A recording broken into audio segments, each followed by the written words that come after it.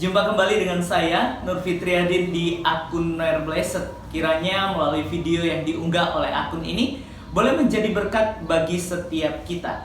Dalam video kali ini kita akan membahas tentang percakapan antara Donditan dengan pesulap merah nih ya guys, yang menyatakan bahwa babi itu haram untuk dimakan, namun dalam kekristenan menghalalkan untuk babi itu boleh dimakan. Kasian nih ya guys, babi terus yang menjadi persoalan. Ya, sebelum kita jauh membahas bagian ini, mari kita simak dulu pernyataan dari pesulap merah dengan Donditan.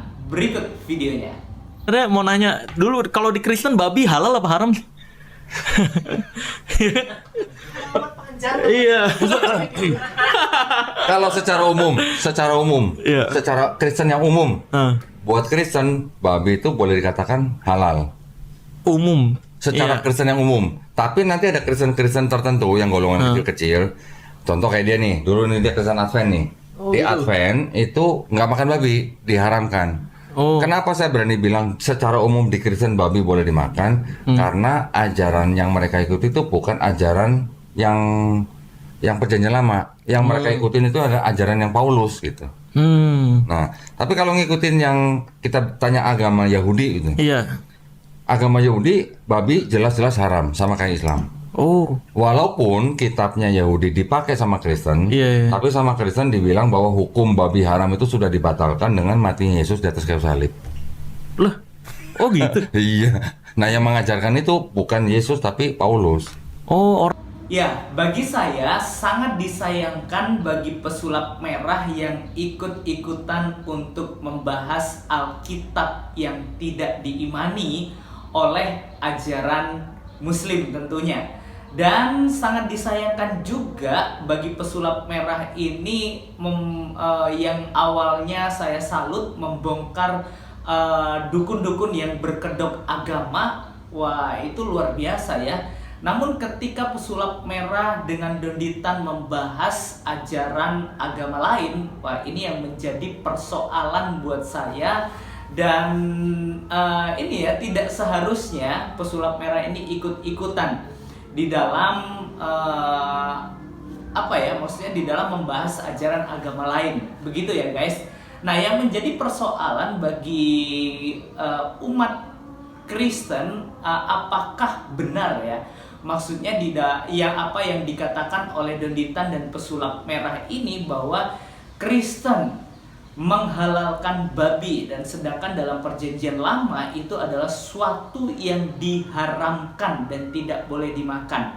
Ya, sebenarnya kalau kita membaca di dalam keseluruhan Alkitab ya guys, kalau kita memperhatikan Alkitab dengan jelas mengajarkan bahwa perjanjian baru atau covenant yang baru itu membatalkan dan menggantikan covenant yang lama.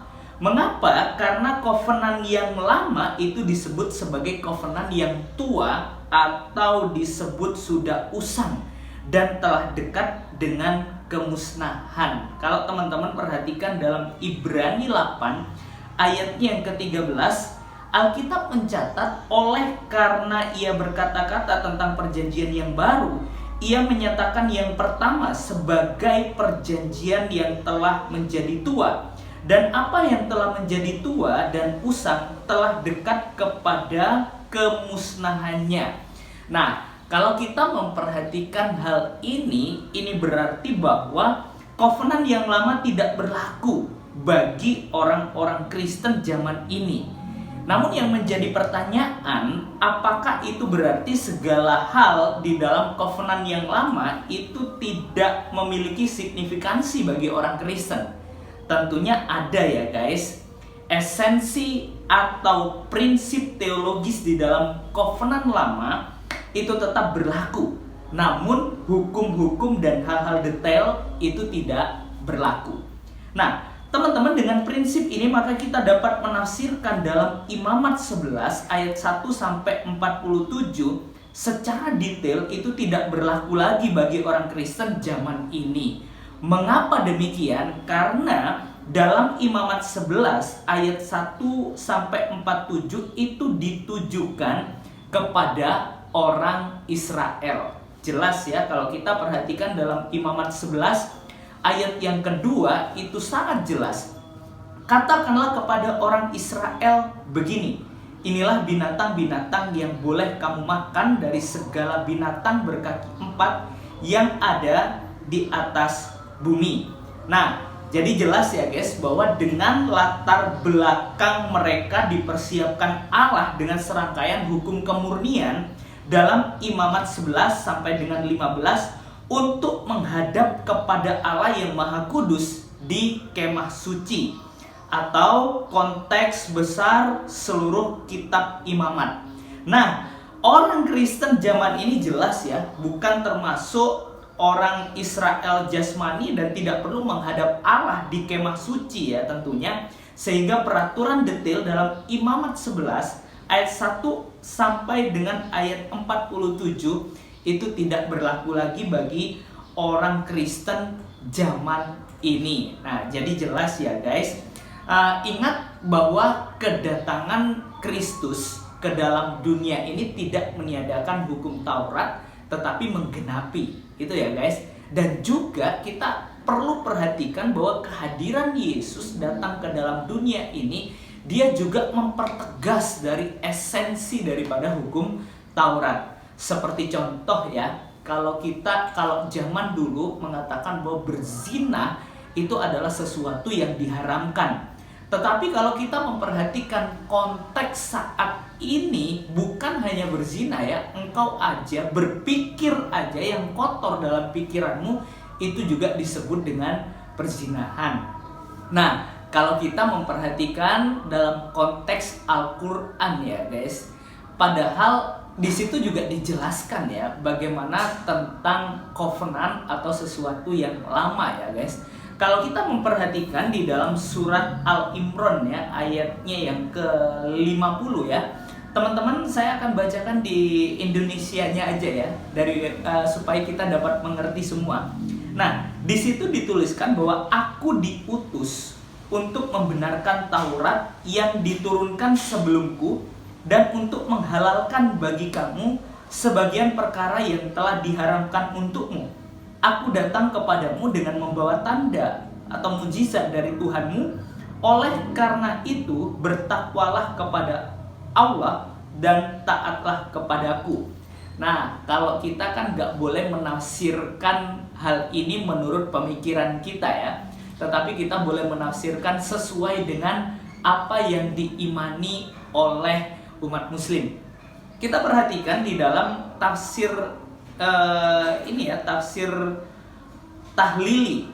Di situ menyatakan bahwa Nabi Isa datang kepada Bani Israel untuk membenarkan kitab Taurat yang ada pada mereka, mengakui dan menguatkannya, bukan mengganti atau menyalahkan hukum-hukumnya, kecuali meringankan beberapa hukum untuk penganutnya yang sebelumnya dirasakan sebagai suatu beban yang amat berat bagi mereka. Karena itu Isa alaihissalam berkata, aku menghalalkan bagimu sebagian yang telah diharamkan atasmu, yakni sebagian makanan yang pernah diharamkan atas mereka yang disebabkan oleh kezaliman dan banyaknya permintaan mereka. Lalu oleh Isa dihalalkan kembali sebagaimana diterangkan Allah dalam Al-Qur'an.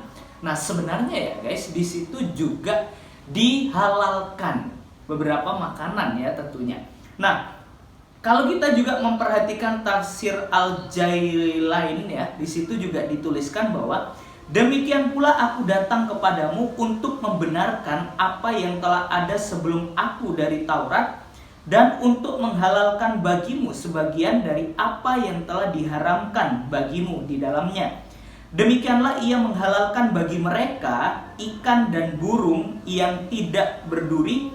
Juga dikatakan bahwa ia menghalalkan semuanya bagi mereka, sehingga ba'at sebagian berarti semua, berarti semua ya. Aku datang kepadamu dengan sebuah tanda dari Tuhanmu. Dia telah mengulanginya untuk penekanan dan untuk menjelaskannya. Maka bertakwalah kepada Allah dan taatilah aku dalam apa yang aku perintahkan kepadamu untuk menegaskan keesaan Allah dan mentaatinya. Ya, jadi dari bagian ini jelas ya, jika kita ditanya kenapa orang Kristen makan babi, karena Isa lah yang menghalalkannya. Jadi sangat jelas ya di situ. Yang terpenting bagi iman kekristenan ya, sebenarnya kita berpedoman kepada apa yang sudah diajarkan Yesus di dalam Alkitab. Bukan apa yang masuk ke dalam mulut kita itu yang mengharamkan ya, tetapi yang keluar dari mulut kita itulah yang menajiskan kita. Seperti omong kotor, menjelek-jelekkan Alkitab orang lain, menafsirkan secara bebas seenak jidatnya Alkitab, dan tidak memperhatikan konteksnya. Itu ya guys, karena yang masuk ke dalam mulut kita itu akan dibuang dan dibuang ke dalam jamban ya guys. Tetapi yang keluar dari mulut kita itulah yang menajiskan kita, yaitu omongan-omongan yang menyakiti hati orang lain dan lain sebagainya. Ya, dari bagian ini kiranya video ini boleh jadi berkat bagi setiap kita dan membukakan wawasan kita untuk berpikir waras serta hidup dalam kewarasan. Tuhan Yesus memberkati kita. God be with you.